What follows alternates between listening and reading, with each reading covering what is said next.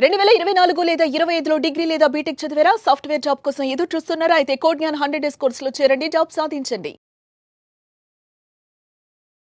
నమస్కారం కల్పన గారు. నమస్తే సిరి గారు. సో శ్రావణ మాసం స్టార్ట్ అయిపోయింది. అందరూ కూడా లక్ష్మీదేవిని ఏ రకంగా ఇంప్రెస్ చేయాలి, ఎలా అమ్మవారిని కనుక మనం మొక్కితే మనం అనుకున్న రిజల్ట్స్ వస్తాయి అని చూస్తూ ఉంటారు.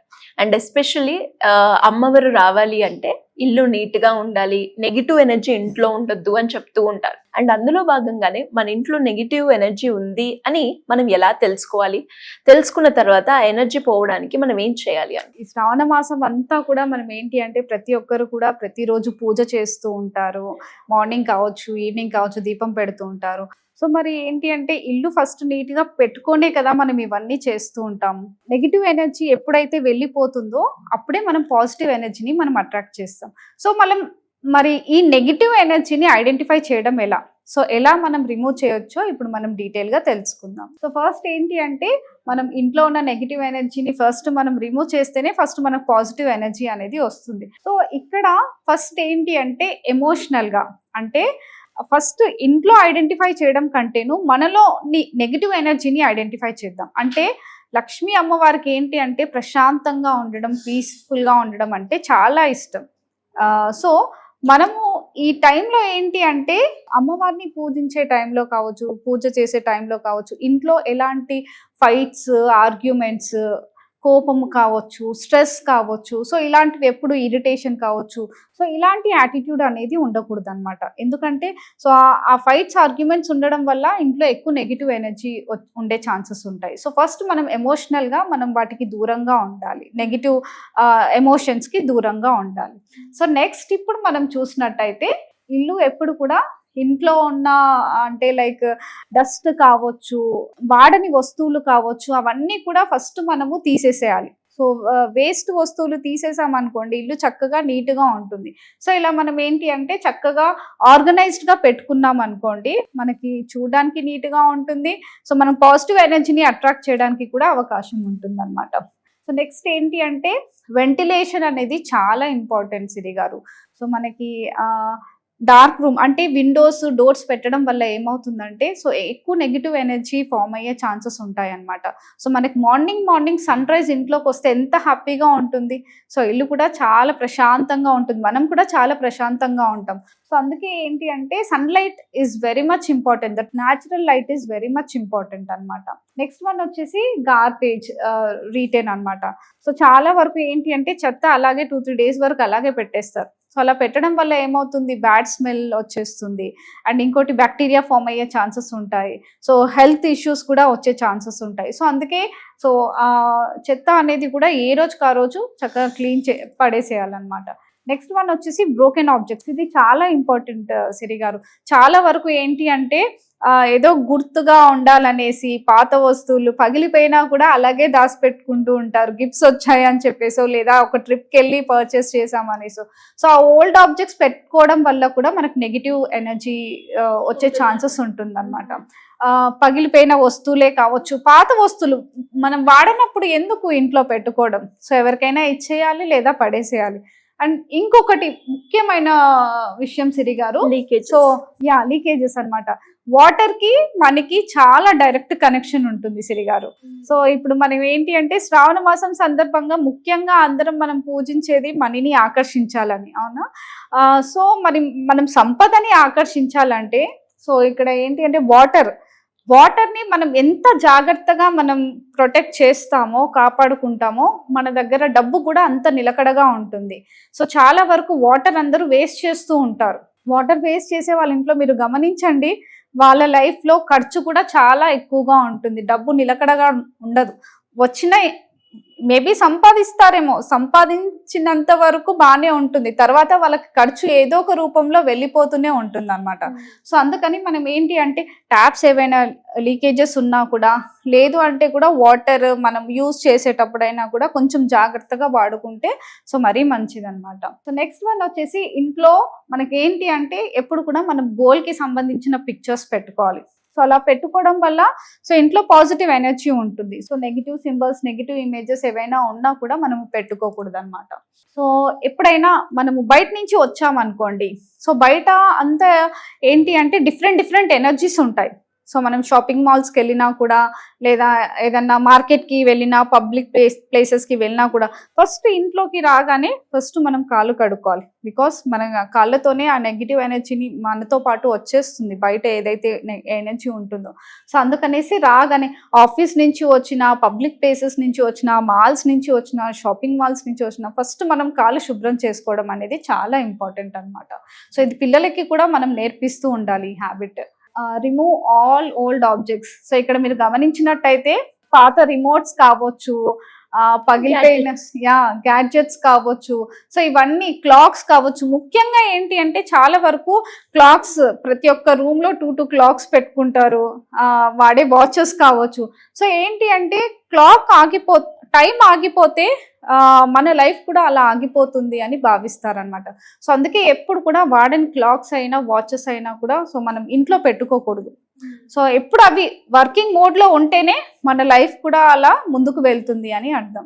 సో అలాంటి వాడని గ్యాడ్జెట్స్ ఏమన్నా ఉన్నా కూడా సో వెంటనే రిమూవ్ చేసేసేయాలి. సో ఇప్పుడు మనము ఈ నెగిటివ్ ఎనర్జీస్ గురించి తెలుసుకున్నాం, ఎలా ఐడెంటిఫై చేయాలి, సో ఎలా రిమూవ్ చేయాలి అనేసి. సో ఇప్పుడు మరి నెగిటివ్ ఎనర్జీ వెళ్ళిపోతే ఆబ్వియస్లీ మనకు పాజిటివ్ ఎనర్జీ వస్తుంది. సో పాజిటివ్ ఎనర్జీకి కూడా మనకు కొన్ని టెక్నిక్స్ ఉంటాయి. సో ఎలా ఫాలో అవ్వాలి అనేది ఇప్పుడు మనం తెలుసుకుందాం. ఓకే, సో ఇందాక మనం డిస్కస్ చేసాం కదా, మనకి ఇంట్లో ఎమోషనల్గా మనం చాలా బాగుండాలి, నెగిటివ్ ఎమోషన్స్ అంటే ఫైట్స్, ఆర్గ్యుమెంట్స్ ఉండకూడదు అనేసి. సో పాజిటివ్ ఎనర్జీలో కూడా ఏంటి అంటే ఎప్పుడు కూడా positive mind is very important. మనం పాజిటివ్గా ఉంటేనే ఆ ఫ్రీక్వెన్సీకి కనెక్ట్ అవుతాం, పాజిటివ్ ఎనర్జీని మనం అట్రాక్ట్ చేస్తాం. మన ఆలోచించే విధానం కావచ్చు, మనం మాట్లాడే మాటలు కావచ్చు, సో ప్రతిదీ కూడా ఫస్ట్ ఆఫ్ ఆల్ పాజిటివ్గా ఉండాలి.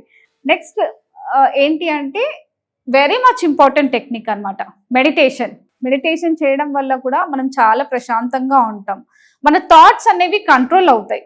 సో ఈ ప్రాసెస్లో ఏంటి అంటే సో ప్రతిరోజు ప్రాక్టీస్ చేయడం వల్ల సో మనలో ఉన్న నెగిటివిటీ కూడా మనం హీల్ చేసుకునే ఛాన్స్ ఉంటుంది అనమాట. నెక్స్ట్ వన్ వచ్చేసి మన ఎంట్రన్స్ కూడా చక్కగా ఇట్లా చెట్లతో మనము మన సరౌండింగ్స్ ఏవైతే ఉన్నాయో మనం చక్కగా అలా డెకరేట్ చేసుకోవడం కావచ్చు, క్లీన్ గా పెట్టుకోవడం వల్ల కూడా మనం పాజిటివ్ ఎనర్జీని అట్రాక్ట్ చేసే ఛాన్సెస్ ఉంటాయి.